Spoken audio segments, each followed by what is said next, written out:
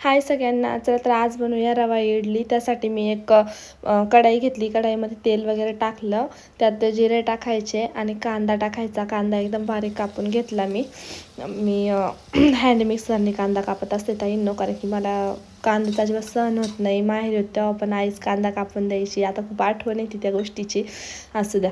तर कांदा चांगला परतून घेतला आणि त्याच्यामध्ये 2 वाट्या रवा टाकून घेतला आणि चांगला परतून घ्यायचा.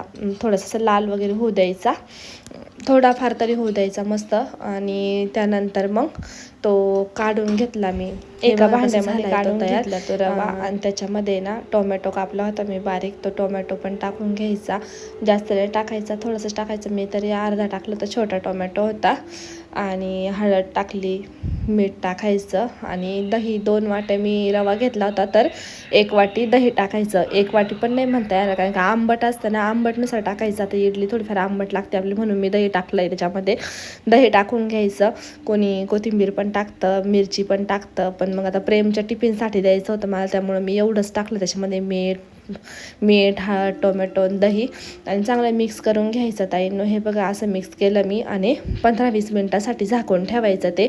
तोपर्यंत काही त्याला काही करायचं नाही, म्हणजे थोडंसं असं एकत्र तरी होतं ते, नाही का, थोडंसं असं भिजलं जातं. आणि मी झाकून ठेवलं ते आणि 15-20 मिनटाने काढलं ते. आणि त्याच्यामध्ये थोडासा सोडा टाकला खायचा, जास्ती नाही टाकला, एकदम थोडासा टाकला. आणि परत पाणी टाकलं मी. पाणी टाकलं का हे बघ कसं घट्टसर झालं ते. पाणी टाकलं आणि हे असं बनवून घेतलं.